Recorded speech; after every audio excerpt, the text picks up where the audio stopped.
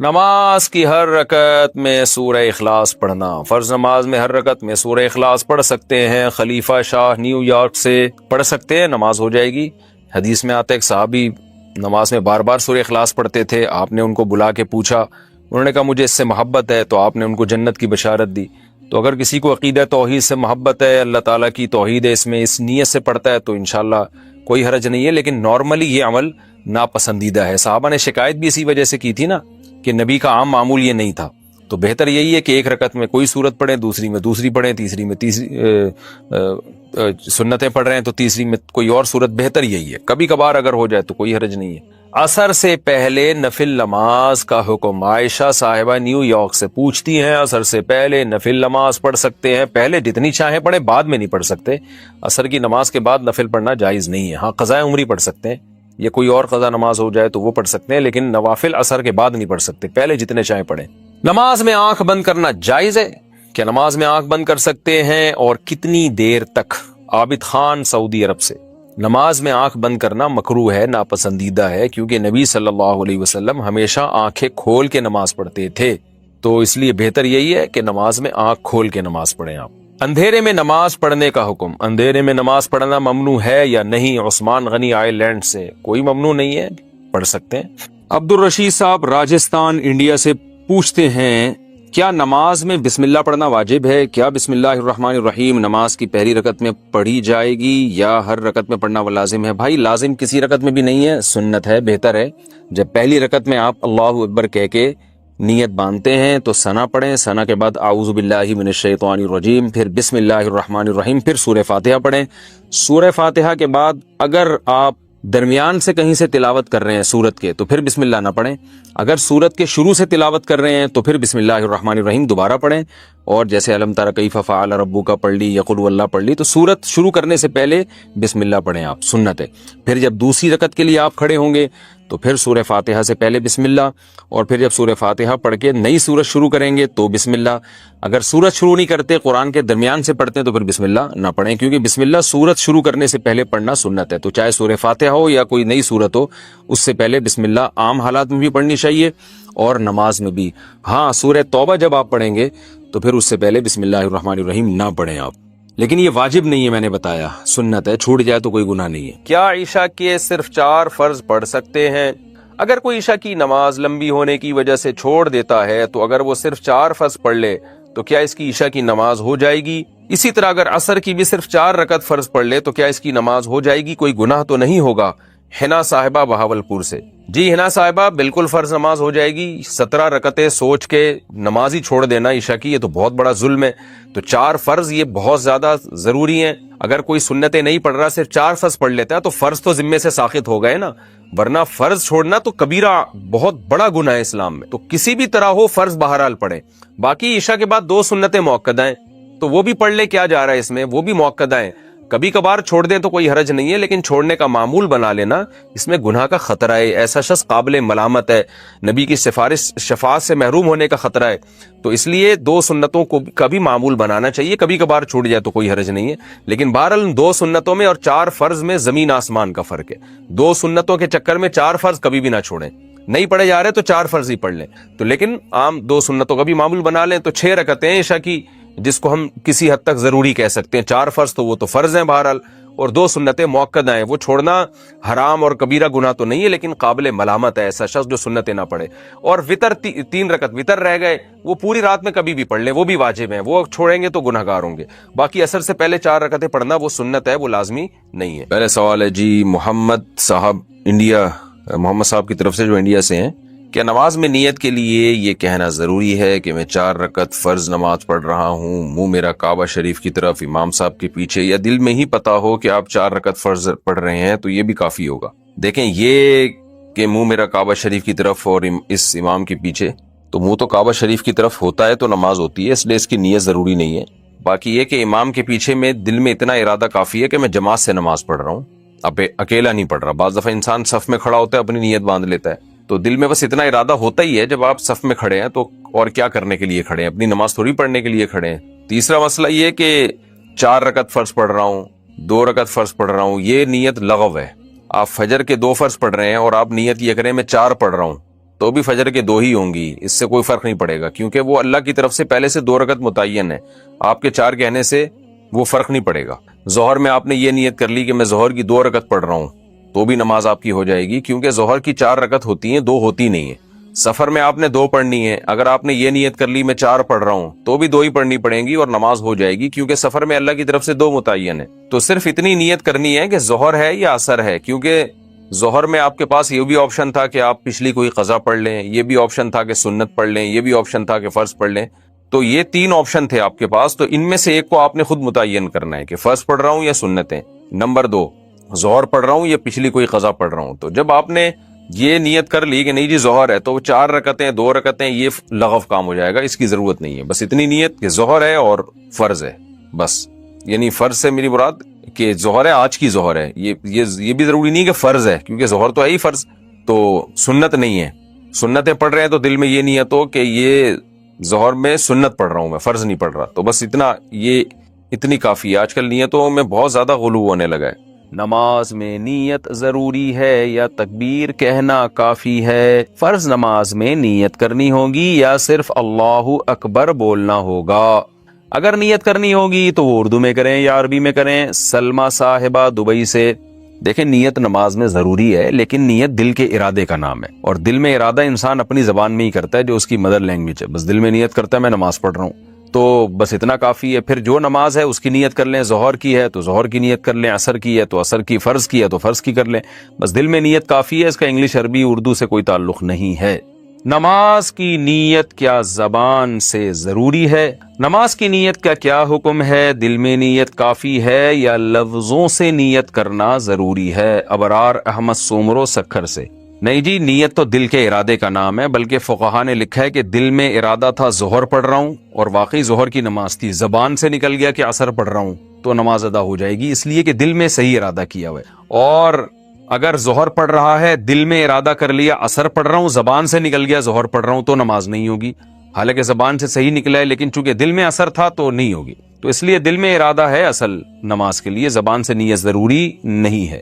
وہمیوں کے لیے فقہا نے لکھا تھا کہ جو وہمی ہوتے ہیں نا، جو ہر وقت وسوسوں میں مبتلا رہیں گے، پتہ نہیں میں نے ظہر کی نیت کی تھی عصر کی، بعض ایسے وہمی ہوتے ہیں، ان کے لیے فقہا نے لکھا ہے کہ وسوسہ دور کرنے کے لیے وہ زبان سے نیت کر لیں، لیکن نارملی شریعت کا حکم یہی ہے کہ انما الاعمال بالنیات، اعمال کا مدار جو نیت پر ہے، تو نیت تمام فقہا کا اتفاق ہے وہ دل کے ارادے کا نام ہے۔ اسلام میں جتنا فوکس نماز کو کیا گیا ہے کسی حکم کو نہیں کیا گیا۔ اچھا ہمارا مسئلہ کیا ہے کہ نماز عبادت مقصودہ میں سے، دیکھیں شریعت میں 2 طرح کی عبادتیں ہیں۔ ایک عبادت تو وہ ہے جو خود مقصود نہیں ہوتی بلکہ اس سے مقصد کوئی دوسرا کام ہوتا ہے، جیسے وضو، یہ بذات خود مقصود نہیں ہے بلکہ وضو کا مقصد کیا ہے؟ نماز پڑھنا آپ کے لیے حلال ہو جائے، جائز ہو جائے۔ اب کوئی سارا دن بیٹھ کے وضو ہی کرتا رہے، نماز نہ پڑھے، تو اس کو ہم بے وقوف کہیں گے۔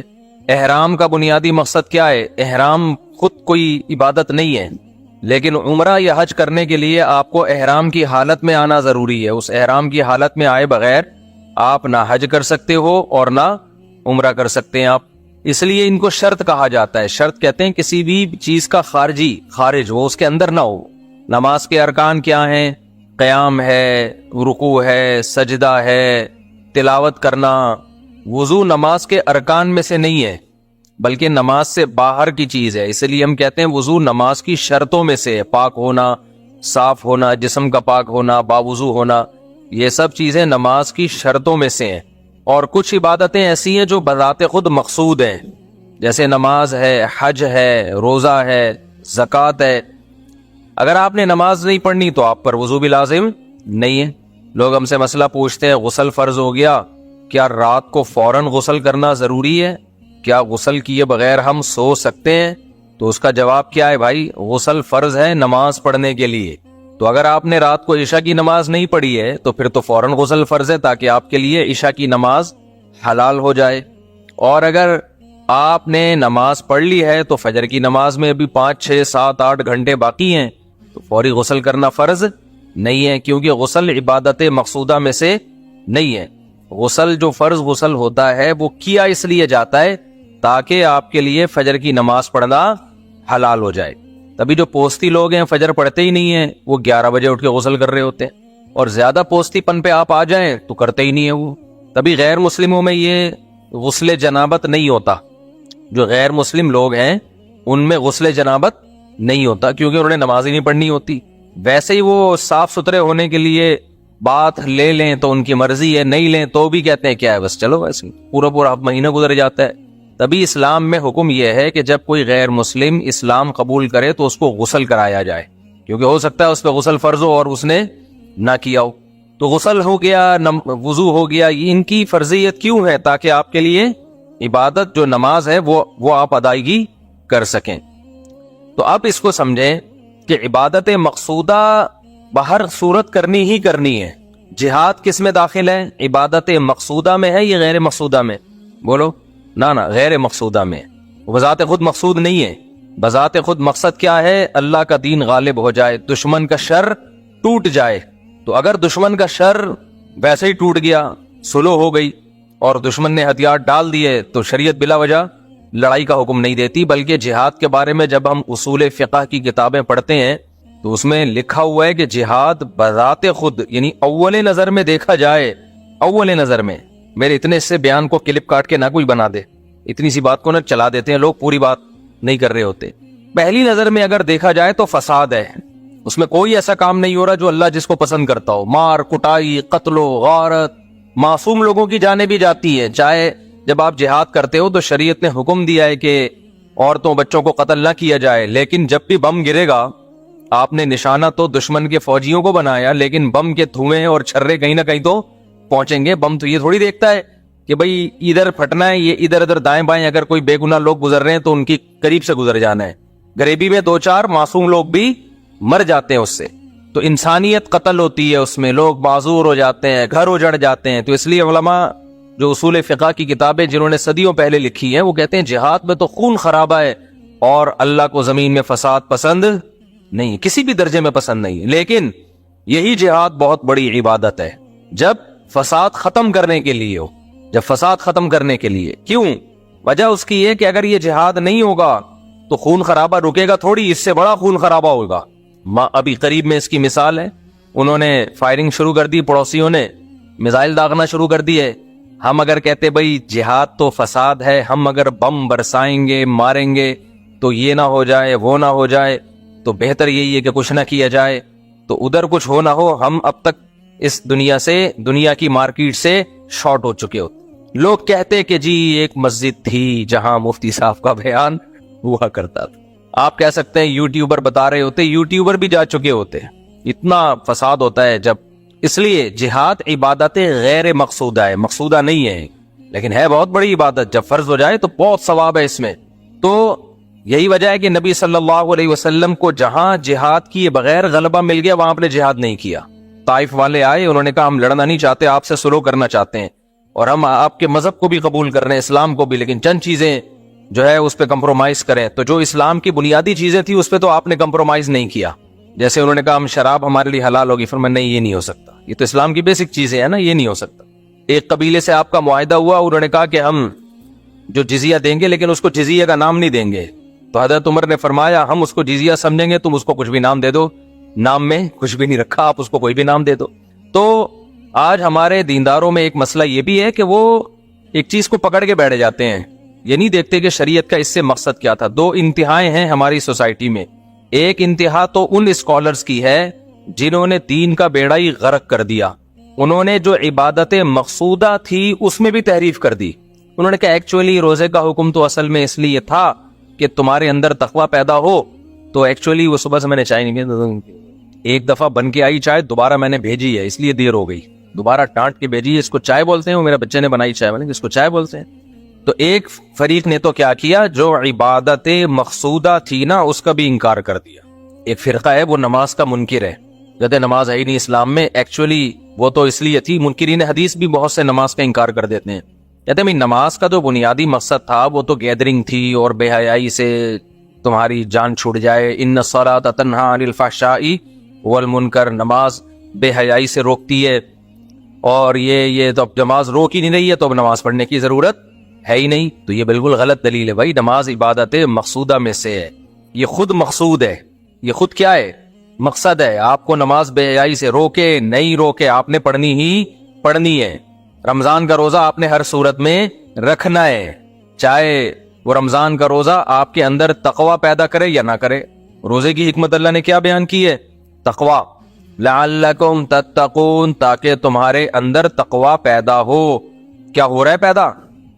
کتنے لوگ ہیں رمضان میں بھی ٹھگ رہے ہوتے ہیں لوگوں کو، فلمیں دیکھ کے ٹائم پاس کر رہے ہوتے ہیں روزے میں، تو تقوی تو پیدا ہی نہیں ہو رہا، تو ان کو کیا کہا جائے گا؟ روزہ چھوڑ دے وہ؟ نہ نہ نہ، بالکل نہیں، روزہ پھر بھی رکھنا پڑے گا۔ نماز کا بنیادی مقصد ہے اللہ سے تعلق کیا ہو جائے آپ کا مضبوط۔ بہت سے لوگوں کا نہیں مضبوط ہو رہا ہوتا نماز سے تعلق، پھر بھی نماز چھوڑنے کی ان کو اجازت نہیں ہے، کیونکہ یہ عبادت مقصودہ میں سے خود مقصود ہے، اس کو کرنا ہے آپ نے ہر صورت میں۔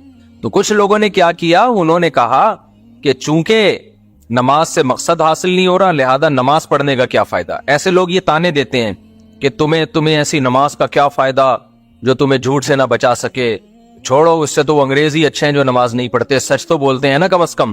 ایسی نماز سے کیا فائدہ جو تمہیں کرپشن سے نہیں روک سکتی، اس سے بہتر تو وہ ایماندار آدمی ہے جو نماز نہیں پڑھتا لیکن بے ایمانی نہیں کرتا۔ نہ نہ نہ، یہ جملہ زبان سے مت نکالا کرو۔ بے ایمانی کرنا الگ جرم ہے، نماز چھوڑنا الگ جرم ہے۔ اسلام سے پتہ چلتا ہے کہ نماز قضا کرنا بے ایمانی سے بڑا جرم ہے اللہ کی نظر میں۔ نماز قضا کرنا اللہ کی نظر میں بے ایمانی سے، بول لینا یا سب کو چائے پلاؤں کیا تب ایکٹیو ہوں گے کیا؟ ہاں تو آپ ایسے سس سے لگ رہے ہو یار، تو اتنا تھوڑی ہے کہ میں نے پیے تو اب میں سب کو پلاؤں بیٹھ کے، کبھی پلا بھی دیں گے انشاءاللہ۔ تو نماز چھوڑنا اللہ کی نظر میں یہ زیادہ بڑا جرم ہے، کرپشن بھی بڑا جرم ہے۔ تو وجہ کیا ہے؟ ہم نے انسانوں سے پوچھا ہے کہ صحیح کیا ہے غلط کیا ہے۔ قرآن سے آپ پوچھو تو قرآن جتنا فوکس نماز کو کرتا ہے اتنا کسی چیز کو نہیں کرتا۔ کیوں فوکس کرتا ہے نماز کو؟ اللہ کہتے ہیں پہلے مجھے تو مانو، اور تم مجھے مانتے ہو اس کا ثبوت پیش کرو، اور اس کا ثبوت کیا ہے؟ نماز۔ جہاں ایمان والوں کی اللہ نے علامات بیان کی ہیں، سب سے پہلے نمبر پہ اگر کسی چیز کا ذکر ہوتا ہے تو وہ کس کا؟ نماز کا۔ نماز قائم کرتے ہیں، نماز قائم کرتے ہیں، نماز قائم کرتے ہیں، باقی سب چیزیں بعد میں۔ معاہدوں کی پابندی کرتے ہیں، یہ بھی اگلے نمبر پہ بیان کیا اللہ نے، ایگریمنٹ کو پورا کرتے ہیں، وعدوں کو پورا کرتے ہیں، سچ بولتے ہیں، سب علامتیں بعد میں بیان ہوتی ہیں۔ اللہ کی نظر میں جب اللہ ایمان والوں کی علامتیں ذکر کرتے ہیں ان میں سب سے پہلے کس کو بیان کرتے ہیں؟ نماز کو۔ یہاں ایک اشکال ہوگا، بھائی یہ کیا بات ہے، اللہ تعالیٰ نماز کو زیادہ فوکس کر رہے ہیں، بھلے لوگوں کو ٹوپیاں کراتے رہو، جھوٹ بولتے رہو۔ یہ وجہ نہیں ہے کہ اللہ کو جھوٹ سے نفرت نہیں ہے۔ قرآن میں آتا ہے لعنت اللہ علی الکاذبین، جھوٹ بولنے والوں پر اللہ کی لعنت۔ اصل میں اللہ نے نماز کو سب سے زیادہ فوکس اس لیے کیا ہے کہ ہم کسی چیز میں اچھائی اور برائی کا جو کرائیٹیریا اور معیار ہے نا ہمارا، وہ ڈیفرنٹ ہے، اور اللہ کا معیار ہم سے بولو ڈیفرنٹ۔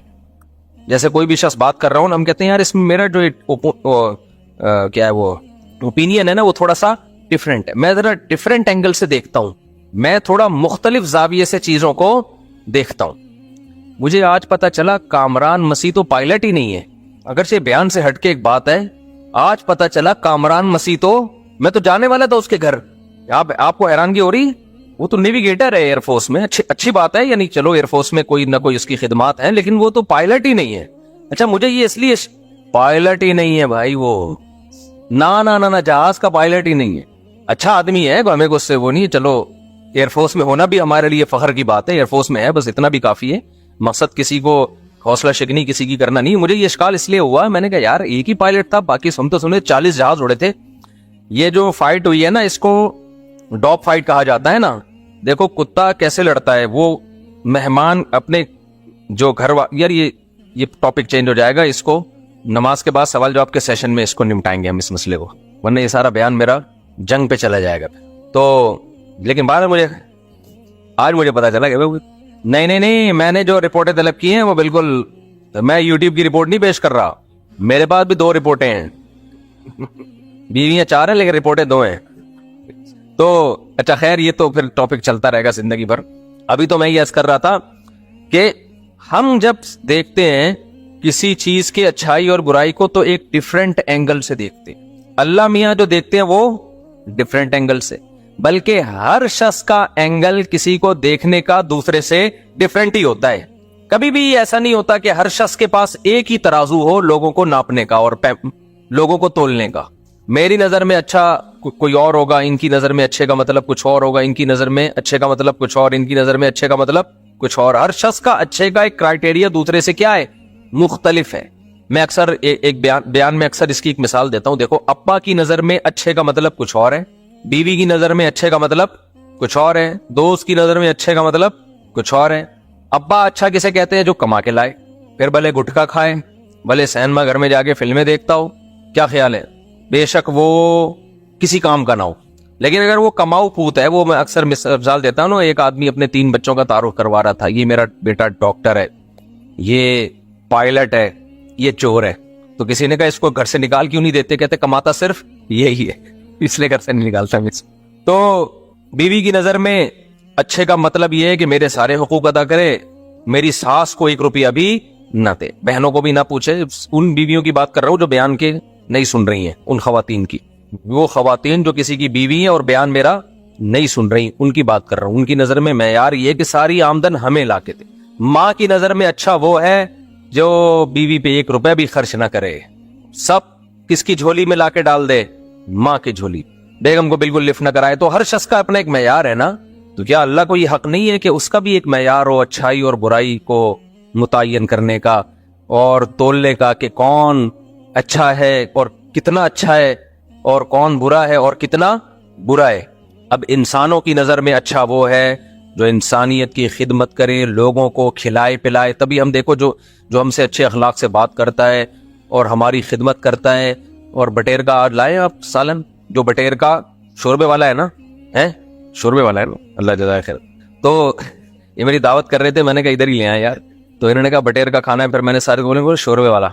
को शोरबे वाला मजे का लगता है, इसमें जो रोटी डुबो डुबो के खाने का मजा है ना, उसका अपना ही मजा है। क्या ख्याल है, हजम जल्दी होता है। हकीम लोग बोलते हैं, हकीम लोग, कि शोरबे वाली चीजें खाया करो, इससे इंसान कम बीमार होता है, लज्जत भी उसमें ज्यादा है।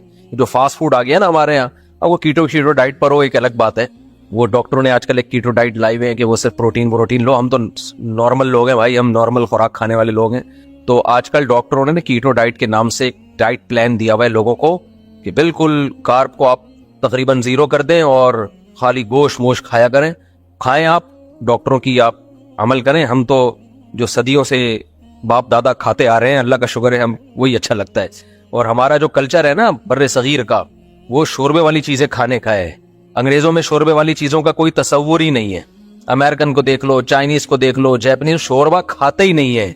इनको कभी निहारी में रोटी डुबो के खिलाओ, जो हजम भी आसानी से होता है वो खाना, बॉडी को लगता भी है, मजा भी आता है, फिर मजे की नींद भी आती है। और हकीमों के बकौल बीमार भी कम होता है आदमी। अब डॉक्टर इस राय से इत्तेफाक करें ना करें मुझे नहीं पता, लेकिन मेरा तजर्बा भी है।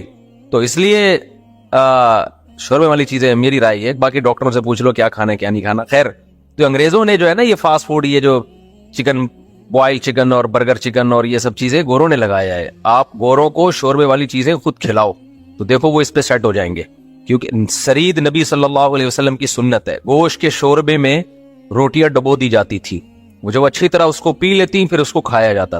तो जोद हजम भी है, आसानी से हजम भी होता है वो, और मजा आता है उसको खाने में, बॉडी को लगता भी है वो। अलबत्ता गंदम की रोटी के बजाय आजकल, क्योंकि गंदम में कार्ब बहुत ज्यादा है, तो गंदम की रोटी के बजाय जौ या दूसरी मल्टीग्रेन टाइप की चीजें, वो वाला आटा हो तो ज्यादा अच्छा है। खैर, तो हमें तो भाई वो हमारा क्राइटेरिया क्या है, हमें वो अच्छा लगेगा जो हमें शोरबे वाला बटेर खिला रहा हो, सही है ना, शोरबे वाला बटेर खिला रहा हो। तो मैं तो उसकी तारीफ करूँ, कितने अच्छे आदमी है भाई। और अब क्या ये अब सारा ही बताना शुरू कर दूं, लोग बोलेंगे सारे जो है ना ये इसी चक्कर में मौलवी साहब के लोग इनको ये खिलाया करें। तो इसलिए मजीद मिसालें मैं नहीं देता कि दुम्बे की चर्बी और फिर उसमें पराठा बना हुआ हो सुबह नाश्ते में, और ज्यादा हो जाएगा फिर ना। अच्छा खैर, ऑयल कम हो शोरबे वाले, उसमें ऑयल से मजा खराब होता है। मैं आपको बताऊं, शोरबे जो गोश्त, आलू गोश्त का जो शोरबा है ना, ताजा गाय का गोश्त हो, आलू हो और शोरबा हो, मजा ना आए पैसे वापस। खैर, तो इंसान का मैयार क्या है भाई? इंसान का मैयार ये है कि जो इंसानियत की खिदमत करे, हमें वो सबसे ज्यादा अच्छा लगता है। भाई ये बेवा औरतों की मदद करता है, ये यतीमों की मदद करता है, कुरान ने भी तारीफें की ऐसे लोगों की। लेकिन सबसे अच्छा ये है ना, ना ना ना, अल्लाह कहते हैं सबसे अच्छा ये नहीं है। برا کون ہے ہماری نظر میں سب سے؟ ہماری نظر میں سب سے برا وہ ہے جو لوگوں سے جھوٹ بولے، یقیناً بہت برا ہے. قرآن کہہ رہا ہے لعنت اللہ علی الکاذبین، جھوٹوں پر اللہ کی لعنت. ہماری نظر میں سب سے برا وہ ہے جو انسانوں کا قتل کرے، یقیناً بہت بڑا جرم ہے قتل کرنا. لیکن کیا سب سے بڑا جرم ہے؟ اللہ کہتے ہیں نہیں، سب سے بڑا نہیں. ہماری نظر میں سب سے بڑا جرم انسانیت کو قتل کرنا ہے یا نہیں ہے؟ اسلام کہتا ہے بہت بڑا جرم ہے، یہ سب سے بڑا نہیں ہے. تو اللہ سے اگر ہم پوچھتے ہیں نا سب سے بڑا جرم، تو اللہ کہتے ہیں ان الشرک لظلم عظیم. اللہ سب سے پہلے جب کسی کو تولتا ہے نا کہ یہ اچھا ہے یا برا، تو اللہ کہتے ہیں سب سے پہلا معیار یہ ہے کہ یہ مجھے مانتا ہے اور میری توحید کا اقرار کرتا ہے یا نہیں کرتا. یہ اللہ کا معیار ہے. اب آپ کو اس سے آپ کا نقطۂ نظر اس سے ہٹ کر ہو یا اس کے موافق ہو، اللہ پر اس سے کوئی فرق ہے؟ بولو نہیں پڑتا. آپ اگر کہتے ہو میری یہ سمجھ میں نہیں آتا کہ کیوں بھائی ایک آدمی نے 10 انسانوں کو قتل کر دیا، لیکن وہ توحید پرست تھا، وہ مسلمان تھا، وہ اگرچہ جہنم میں جائے گا، بہت لمبی سزا ملے گی اس کو، لیکن بالآخر جنت سے نکل جائے گا. لیکن ایک آدمی نے ساری زندگی انسانیت کی خدمت کی، لیکن وہ مشرک ہے، اللہ کے ساتھ دوسرے جھوٹے خداؤں کو شریک کرتا ہے، تو وہ کبھی بھی جہنم سے نہیں نکلے گا. ہمیں اس پر اشکال ہو سکتا ہے، آپ کو اشکال ہو سکتا ہے، غیر مسلم کو اشکال ہو سکتا ہے. تو اللہ جواب میں کیا کہے گا؟ بھائی تمہارا اشکال اپنی جگہ، جنت بھی میں نے بنائی، جہنم بھی میں نے بنائی، لیکن میں تمہارے جذبات سے متاثر نہیں ہوں. تو اسلام پتہ ہے ہمیں کیا کہتا ہے؟ ہمارا قبلہ درست کرتا ہے کہ اچھائی اور برائی کا معیار تم خود متعین مت کرو. اچھے اور برے، کون سی برائی کس درجے کی ہے، کون سی اچھائی کس درجے کی ہے، یہ کون متعین کرے گا؟ یہ میں بتاؤں گا. مشرکین مکہ کیا کرتے تھے؟ صحابہ کرام کو انہوں نے مکہ سے نکال دیا اور مکہ سے دربدر کر دیا.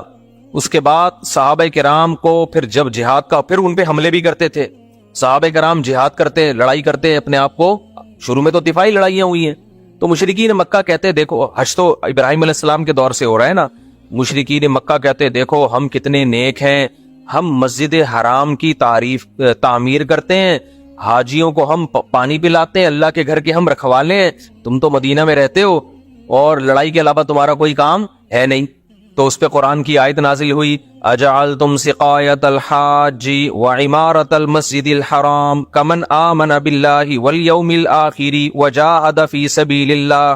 اللہ کہتے ہیں تم مسجد حرام میں کی تعمیر، اللہ کے گھر کی تعمیر اور حاجیوں کو پانی پلانا، یہ بھی نیکی ہے. یقیناً کیا یہ نیکی اس شخص کے برابر ہو سکتی ہے جو اللہ پر ایمان لایا اور اللہ کی راہ میں اللہ کے دین کے لیے لڑ رہا ہے، وہ جو جان دے رہا ہے؟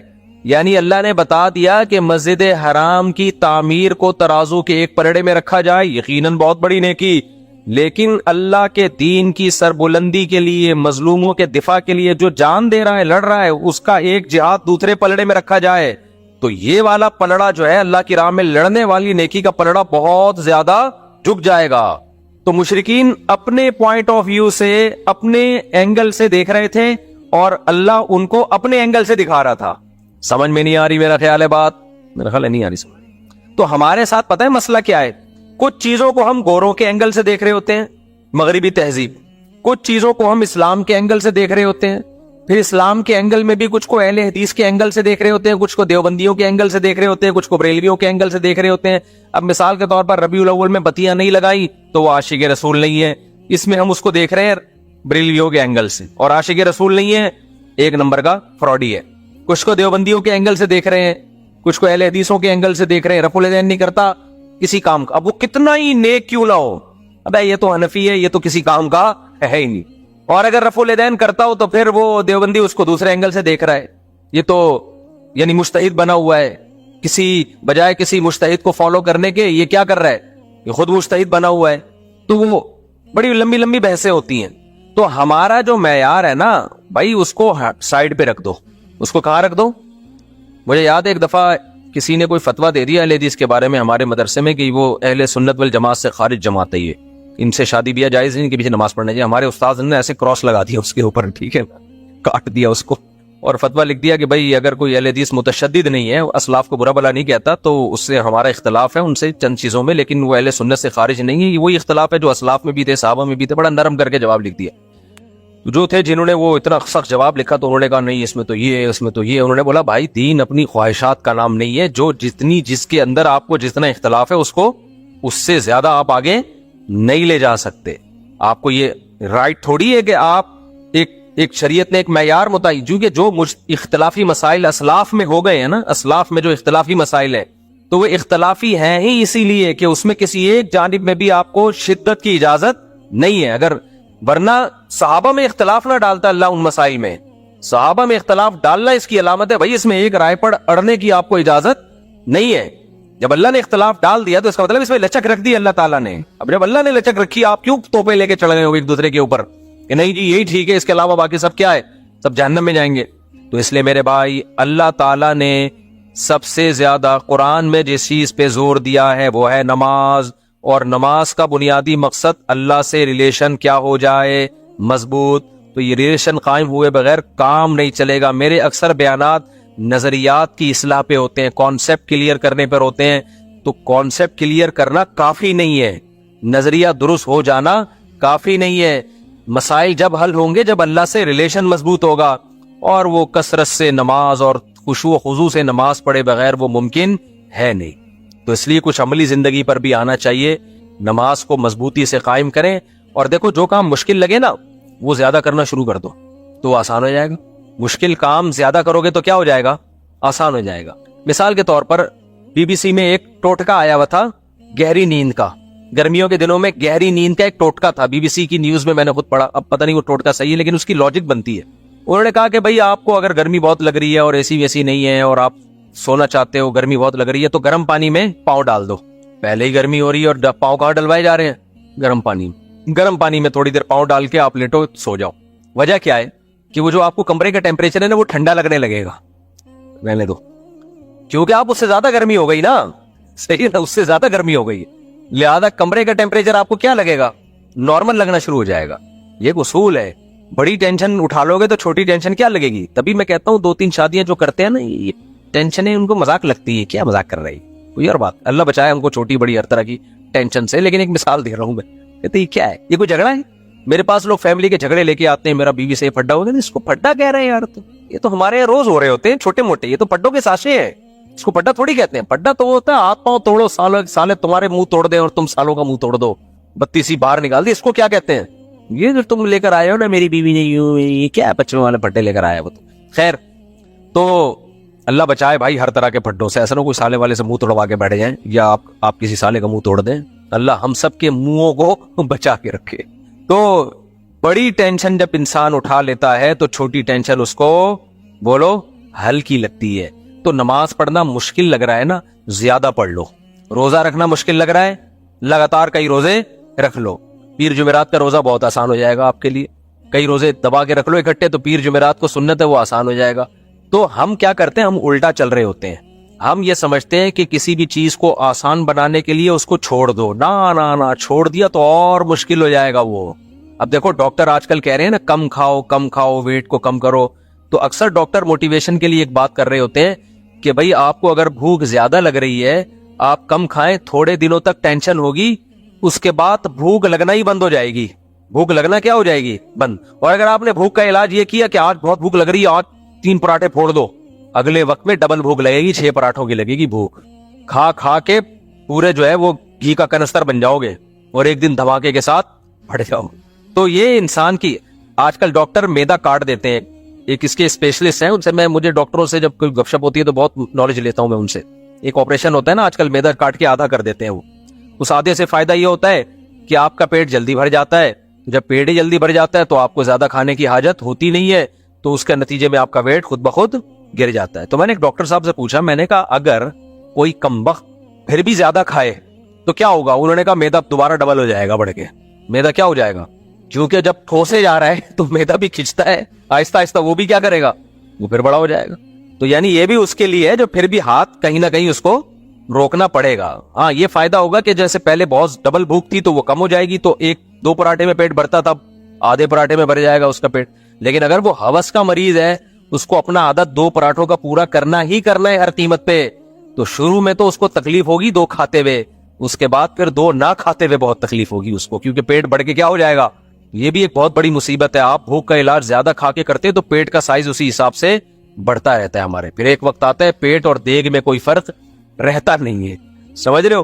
تو جب نماز پڑھنا مشکل لگے میرے بھائی تو زیادہ پڑھنا شروع کر دو. مشکل کام کا حل یہ ہے کہ وہ زیادہ کیا جائے. میں نے اب تک الحمدللہ اپنے آپ کو ایئر کنڈیشن کا عادی نہیں بنایا ہے. کتنی دفعہ ایسا ہوتا ہے میرے بچے اے سی میں سو رہے ہوتے ہیں, میں اے سی سے باہر سو رہا ہوتا ہوں. ابھی بھی ایسا ہوتا ہے. کل رات بھی میں اے سی کے باہر سویا ہوں, بچے اے سی میں سوئے ہیں. کیوں بھائی, میں کیوں اپنے آپ کو مصیبت میں ڈال دوں یار؟ پسینہ نکلے تھوڑا سا, رنگ رنگ رنگ رنگ رنگ پنکھے کی آواز آئے, ایسے نازک مزاج ہو جاتے ہیں پنکھے کی آواز سے ہی نیند نہیں آ رہی ہوتی. کیا فائدہ ایسے چھوئی ہوئی بننے کا میرے بھائی؟ اور یہ جو پسینہ نکلے گا فائدہ ہوگا, فائدہ ہوتا ہے اس سے پسینہ نکلنے سے. کوئی بات نہیں, کبھی اے سی میں سو جاؤ, کبھی اے سی کے باہر سو جاؤ, ہر طرح کی عادت ہونی چاہیے. تو آپ نے کیا کرنا ہے نماز کی, بس ایک آخری بات کر کے, کسی کو بالکل دل نہ لگتا ہو نا نماز میں, ہمت کر کے 50 رکعت نفل ایک ٹائم پہ پڑھ لے. وہ آپ دیکھو اگلے ٹائم پہ نماز میں مزہ آنا شروع ہو جائے گا. اس کو لکھ کے دے دوں, اگلے ٹائم پہ نماز میں اس کو مزہ آنا شروع ہو جائے گا. ہمت کر کے ایک ہی دفعہ میں 50 رکعت پڑھ لے, وہ خشوع و خضوع کے ساتھ, ایسے افضل طریقے سے نہیں پڑھے ڈیجن ڈیجن کر کے, تمیز سے 50 رکعت ایک ہی ٹائم پہ پڑھ لے تو اگلے ٹائم پہ نماز بہت ہلکی لگنے لگے گی اس کو. اللہ تعالی ہمیں نمازی بنائے, اللہ ہمارا اپنے سے تعلق مضبوط کرے, اس کے بغیر گزارا ہے نہیں. دنیا میں بھی سکون ملے گا بھائی, آخرت میں بھی ملے گا.